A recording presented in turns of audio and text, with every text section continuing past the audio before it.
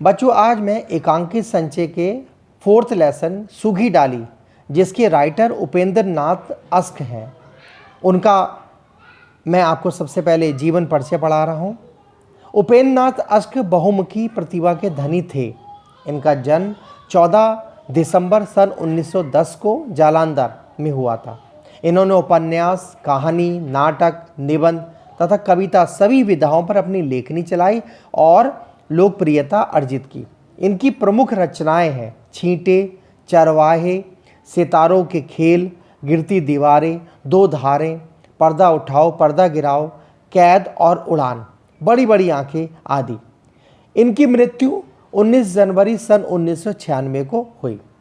सबसे पहले सूखी डाली के जो पात्र परिचय हैं, मैं उनके बारे में आपको बताऊंगा। पुरुष पात्र में दादाजी, करमचंद, परेश। स्त्री पात्र में बेला, जो सबसे छोटी बहू है, छोटी बहू भाभी बेला की सास है, इंदु की माँ है, मंजली भाभी मंजली बहू है और बड़ी भाभी बड़ी बहू है। इसके अलावा भासी है, मल्लू है, पारो है, रिजवा जो एक मिष्ठानी है। बच्चों, मैं सूखी डाली के पहले दृश्य के बारे में आपको समझा रहा हूँ। मानव प्रगति के इस युग में जब व्यक्तिगत स्वतंत्रता को अराजकता की हद तक महत्व दिया जाता है और तानाशाही को सब समाज में अत्यंत निंदनीय माना जाता है, दादा मूलराज अपने समस्त कुटुंब को एक यूनिट बनाए, इस पर पूर्ण रूप से अपना प्रभुत्व जमाए, उस महान वट की भांति अटल खड़े हैं, जिसकी लंबी लंबी डालियां उनके आंगन में एक बड़े छाते की भांति धरती को आच्छादित किए हुए अगणित घोंसलों को अपने पत्तों में छिपाए वर्षों से तूफान और आंधियों का सामना किए जा रहे हैं। वर्षों इस वट की संगति में रहने के कारण दादा वट की ही भांति, बच्चों वट मीन्स होता है बरगद, वट की भांति महान दिखाई देते हैं। आयु के 72 वर्ष देख लेने पर भी उनका शरीर अभी तक झुका नहीं। किसका शरीर नहीं झुका हुआ है? दादाजी का। और उनकी सफ़ेद दाढ़ी वट की लंबी लंबी जटाओं की भांति उनकी नाभि को छूती हुई मानो धरती को छूने का प्रण किए हुए है। दादाजी का बड़ा लड़का 1914 के महायुद्ध में सरकार की ओर से लड़ते लड़ते काम आया था। इसके बदले में सरकार ने दादाजी को एक मुरब्बा ज़मीन दी। बच्चों, एक मुरब्बा का मतलब होता है जमीन का एक मापदंड जो 25 एकड़ के बराबर होता है। किंतु दादा सरकार की इस कृपा पर संतुष्ट नहीं रहे। अपने साहस, परिश्रम, निष्ठा और दूरदर्शिता से उन्होंने 1 के 10 मुरब्बे बनाए। उनके 2 बेटे और पोते जमीन, फार्म, डेयरी और चीनी के उस कारखाने के काम की देखभाल करते थे जो उन्होंने हाल में ही अपनी ज़मीन में लगाया है। सबसे छोटा पोता अभी अभी नायब तहसीलदार होकर इसी कस्बे में लगा है और कुछ ही दिन उसका विवाह लाहौर के एक प्रतिष्ठित तथा संपन्न कुल की सुशिक्षित लड़की से हुआ है। उनके छोटे पोते परेश का नायब तहसीलदार और उनकी छोटी पतोहू का सुशिक्षित होना अपने में 2 महत्वपूर्ण बातें हैं। पहले से सरकारी हलकों में उनकी प्रतिष्ठा और भी बढ़ जाने की संभावना है। गांव में उनका और आदर होने लगा, किंतु साथ ही दूसरी से उनके परिवार के लिए संकट भी उपस्थित हो गया है। तीनों बहुएं जो घर में बड़ी भाभी, मंजली भाभी और छोटी भाभी के नाम से पुकारी जाती हैं, सीधी सादी महिलाएं हैं। उन सब में अपनी पोती इंदु ही, जिसने प्राइमरी स्कूल में बड़ी सफलतापूर्वक शिक्षा पाई है, सबसे अधिक पढ़ी लिखी समझी जाती है। घर में उसकी चलती भी खूब है और दादा अपनी इस पोती से प्यार भी बहुत करते हैं। किंतु एक ग्रेजुएट छोटी पतोह जो घर में छोटी बहू के नाम से पुकारी जाती है के आने से कुटुंब मतलब परिवार में के इस तालाब में इस प्रकार लहर सी उठने लगी और जैसे स्थिर पानी में बड़ी सी ईंट गिरने से पैदा हो जाती है। पर्दा इमारत के बरामदे में खुलता है। वास्तव में यह बरामदा घर की स्त्रियों का रौंडी यानी सम्मेलन स्थल है। दिन भर इसमें कोलाहल मचा रहता है। कभी घर की स्त्रियां वहाँ धूप लेती हैं, कभी चरखे चलाती, कभी गप्पे लड़ाती, कभी लड़ती झगड़ती और कुछ ना हो तो स्नानागार में पड़े कपड़े ही धोया करती हैं। दाईं दीवार के कोने में जो दरवाज़ा है उसके साथ ही बाहर की रसोई आदि से निपटकर दोपहर के बाद घर की 2-4 स्त्रियां प्रायः रोज वहां कपड़े धोया करती हैं। सामने की दीवार के साथ गैलरी के इधर 2 तख्त बिछे हैं, 2 एक चारपाइयाँ दीवार के साथ खड़ी हैं, एक पुराने फैशन की बड़ी आराम कुर्सी भी सामने की दीवार के साथ लगी हुई है। दोपहर होने को में अभी काफ़ी देर है, अतः बरामदे में अपेक्षाकृत निस्तब्धता है। केवल गैलरी से स्त्रियों के जल्दी जल्दी बात करने की आवाज़ आ रही है। पर्दा उठने के कुछ क्षण पश्चात इंदु तेज तेज गैलरी से निकलती है और बिफरी हुई सी दाईं तरफ के तख्त पर बैठ जाती है। उसके पीछे पीछे बड़ी बहू शांत स्वभाव से चलती हुई आती है। इंदु की भ्रुकुटी चढ़ी है और बड़ी बहू शांत और गंभीर है। बड़ी बहू इंदु के कंधों पर अपने दोनों हाथ रखते हुए कहती है, आखिर कुछ कहो भी, क्या कह दिया छोटी बहू? बच्चों, छोटी बहू का मतलब यहाँ पे बेला से है, जो परेश की पत्नी है, जो नायब तहसीलदार, ध्यान रखिए। इंदु चुप होती है। बड़ी बहू कहती, क्या कह दिया उसने जो इतनी बिफरी हुई हो? इंदु क्रोध से कहती, और क्या ईंटा मारती? बड़ी बहू कहती है, कुछ भी कहो। इंदु कहती है, मेरे मायके में यह होता है, मेरे मायके में यह नहीं होता।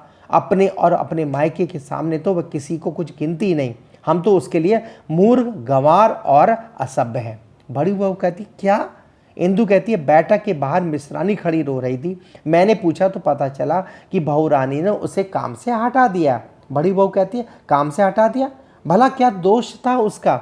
दोष यह था कि उसे काम करना नहीं आता, ये इंदु कहती है। बड़ी बहू कहती, काम करना नहीं आता? इंदु कहती है, उस बेचारी ने कहा भी कि मैं 10-5 दिन में सब कुछ सीख जाऊंगी। भला कितने दिन हुए हैं मुझे आपका काम करते, किंतु बहू रानी नहीं मानी। झाड़न उन्होंने उसके हाथ से छीन लिया और कहा, हट तू, मैं सब कुछ कर लूँगी। अभी तक इतना नहीं आता कि बैठक कैसे साफ की जाती है, 5-10 दिन में तू सीख जाएगी। बड़ी बहू कहती है, सलीका नहीं। इंदु कहती है, मैंने जाकर समझाया, भाभी 10 साल से यही मिश्रानी घर का काम कर रही है, घर भर की सफाई करती है, बर्तन मलती है, कपड़े धोती है, जाने तुम्हारा कौन सा ऐसा काम है जो इससे नहीं होता। और फिर मैंने समझाया, भाभी नौकर से काम कर लेने की तमीज होनी चाहिए। बड़ी बहू कहती है, हाँ और क्या? इंदु कहती है, झट से बोली, वह तमीज़ तो बस आप लोगों को है। मैंने कहा तुम तो लड़ती हो, मैं तो सिर्फ ये कहना चाहती हूँ कि नौकर से काम करने लेने का ढंग होता है। इस पर तुनक कर बोली, और वह ढंग मुझे नहीं आता। मैंने नौकर तो यहीं आकर देखे। फिर कहने लगी, काम लेने का ढंग उससे आता है जिससे काम की परख हो। सुबह शाम झाड़ू देने मात्र से कमरा साफ नहीं हो जाता, उसकी बनावट सजावट भी कोई चीज़ है। ना जाने तुम लोग किस तरह इन फूहड़ नौकरों से गुजारा कर लेते हो। मेरे मायके में तो ऐसी गंवार मिश्रानी 2 दिन छोड़ दो घड़ी भी न टकरती। बड़ी बहू कहती, कही उसने ये सब बातें? इंदु कहती, और कैसे कही जाती, जब से आई यही तो सुना रही है। नौकर अच्छे हैं तो उसके मायके में, खाना पीना अच्छा है तो उसके मायके में, कपड़े पहनने का ढंग आता है तो उसके मायके वालों को। हम तो ना जाने कैसे जी रहे हैं। यहाँ के लोगों का खाना पीना, पहनना उड़ना कुछ भी नहीं आता। हमारे नौकर गंवार, हमारे पड़ोसी गंवार, हम स्वयं गंवार। बड़ी बहू चकित विस्मित सिर्फ सुनती है। इंदु कहती है, मैंने भी कह दिया। क्या बात है भाभी तुम्हारे मायके की, एक नमूना तुम जो हो, एक मिश्रानी भी ले आती तो हम गंवार उससे सीख लेते।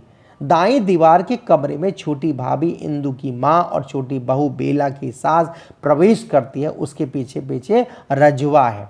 छोटी बहू कहती, क्यों इंदु बेटी, क्या बात हुई? यह रजवा रो रही है, कोई कड़वी बात कहती छोटी बहू ने इसे? इंदु कहती है, मीठी वे कब कहती हैं जो आज कड़वी कहेंगी? छोटी बहू भाभी कहती है, यह आज तुम कैसी जली कटी बातें कर रही हो? छोटी बहू से झगड़ा हो गया क्या? रजवा भरे हुए गले से कहती है, आज माँ जी उन्होंने बरबस मुझे काम से हटा दिया। इतने बरस हो गए आपकी सेवा करते, कभी किसी ने इस प्रकार अनादर ना किया था। मुझे तो माँ जी आप अपने पास रखिए, मैं आज से उनका काम ना करने जाऊंगी। छोटी भाभी कहती है, वह तो बच्ची है मिश्रानी, तू भी उसके साथ बच्ची होगी? इंदु कहती है, जी हाँ बच्ची है, रोटी को चोची कहती है, उसे तो बात करना ही नहीं आती। अपने मायके के सामने तो वह किसी को कुछ समझती ही नहीं, और गज भर की जवान। बड़ी बहू कहती है, बात यह कि माँ की छोटी बहू को हमारा खाना पीना, पहनना उड़ना कुछ भी पसंद नहीं। उसे हमसे, हमारे पड़ोस से, हमारी हर बात से घृणा है। छोटी बहू कहती है, फिर कैसे चलेगा? हमारे घर में तो मिलकर रहना, बड़ों का आदर करना, अपने घर की रूखी को दूसरी की चुपड़ी से अच्छा समझना, नौकरों पर दया और छोटों पर मंजली बहू बाहर से हंसती हुई प्रवेश करती है। मंजली बहू हंसती है। इंदु कहती क्या बात है भाभी, जो हंसी के मारे लोटपोट हुए जा रही हो। मंजली बहू फिर हंसती है। गैलरी में मंजली भाभी और बड़ी भाभी प्रवेश करती है। दोनों कहती हैं क्या बात है जो आज इतनी हंसी हो रही है। इंदु कहती है ये भाभी है कि बस हंसे जा रही, कुछ बताती नहीं। मंजली बहू कहती है मैं बताती हूँ, फिर हंस पड़ती है। बड़ी बहू कहती है आखिर कुछ कहो भी। मंजली बहू कहती है आज भाई परेश की वह गति बनी कि बेचारा अपना सा मुंह लेकर रह गए। छोटी बहू कहती ओहो तुम्हारी हंसी भी बहू। मंजली बहू कहती मैं क्या करूं, मैं हंसी के मारे मर जाऊंगी छोटी माँ। अभी अभी छोटी बहू ने परेश की वह गत बनाई। बच्चों गत का मतलब होता है दुर्दशा बनाई कि बेचारा अपना सा मुंह लेकर दादाजी के पास भाग गया। बड़ी बहू कहती इंदु बात क्या हुई। मंजली बहू कहती मैं तो उधर ऊपर सामान रखने गई थी, बहुत बातें तो मैंने सुनी नहीं पर इतना समझ भी नहीं पाई। अंग्रेजी में गिटपिट कर रहे थे। छोटी बहू का पारा कुछ चढ़ा हुआ था। इतना मालूम हुआ कि परेश स्नान करके कमरे में गया तो बहू रानी ने सारा फर्नीचर निकाल कर बाहर रख दिया। परेश ने कारण पूछा। छोटी बहू ने कहा मैं इन टूटी फूटी कुर्सियाँ और गले सड़े फर्नीचर को अपने कमरे में ना रहने दूंगी। परेश कहने लगा हमारे बुजुर्ग, बात काटकर छोटी बहू ने कहा हमारे बुजुर्ग तो नंगे बुच्चे जंगलों में घुमा करते थे, तो क्या हम भी उनका अनुकरण करें। बच्चों अनुकरण का मतलब होता पीछे चलना। हंसती है और जो सामान पड़ा था वह भी उठाकर फेंक दिया। इंदु कहती है फिर क्या हुआ। मंजली भाभी कहती है छोटी भाभी कहती है यह तो। मंजली बहू कहती है परेश ने कहा इस फर्नीचर पर हमारे दादा बैठते थे, पिता बैठते थे, चाचा बैठते थे, उन लोगों को कभी शर्म नहीं आई, उन्होंने कभी फर्नीचर के गले सड़े होने की शिकायत नहीं की। और यदि मैं इसे रखने पर आपत्ति करूंगा तो दादाजी कहेंगे कि तहसीलदार होते ही लड़के का सिर फिर गया है ना भाई। मंजली और बड़ी भाभी हाँ ठीक ही तो कहा परेश ने। छोटी भाभी कहती है परेश मेरा बेटा बहुत भला है। मंजली बहू कहती तब बहू ने कहा तो ना कहो, मैं तो इस गले सड़े सामान को कमरे के पास ना फटकने दूंगी। इस बेडौल फर्नीचर से तो नीचे धरती पर चटाई बिछाकर बैठे रहना अच्छा मेरे मायके में। इंदु कहती है बस उसे तो अपने मायके की पड़ी रहती है 2400 घड़ी। मंजली बहू कहती है और छोटी बहू ने अपने मायके के बड़े बड़े कमरों और उनके बहुमूल्य फर्नीचर का बखान किया और महाशय परवेश की एक भी ना चलने दी। बेचारा भीगी बिल्ली बने दादाजी के पास गए। मैं तो चुपके से चली आई। जवान है छोटी बहू की कतरनी, और फिर जब अंग्रेजी बोलने लगती तो कुछ समझ में नहीं आता। परेश बेचारा तो अपना सा मुंह लेकर रह जाता, जाने तहसीलदार कैसे बन गया। इंदु कहती है बस जवान ही जवान है, बात तो तब है जब काम भी हो। एक काम की कहो तो 100 नाक भौं चढ़ाती है। दादाजी ने 4 कपड़े धोने को कहा था, वे तो पड़े गुसल खाने में गल रहे हैं। छोटी बहू को गुसल खाने में घर है, अरे तू उठा क्यों नहीं लाई उन्हें, जाकर भाग कर उठा ला और फटक कर आंगन में डाल दे। मैं बहू को समझा दूंगी, इस तरह कैसे चलेगा। और भी चिंता से परेश ने समझाया नहीं उसे।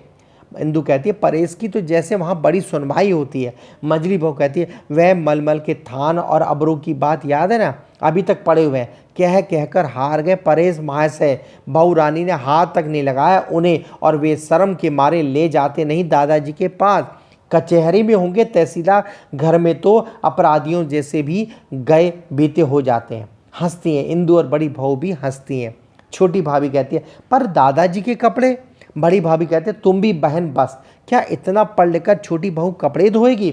इंदु कहती क्यों, उनके हाथ नमक मिट्टी के हैं जो गल जाएंगे। बाहर से दादाजी के हक्का गुड़गुड़ाने की आवाज़ आती है। छोटी भाभी कहती तुम चलो इंदु, कपड़े फटक कर अहाते में डाल दो, शायद उन्हें ज़रूरत है, मांगेंगे तो मैं बहू को समझा दूंगी।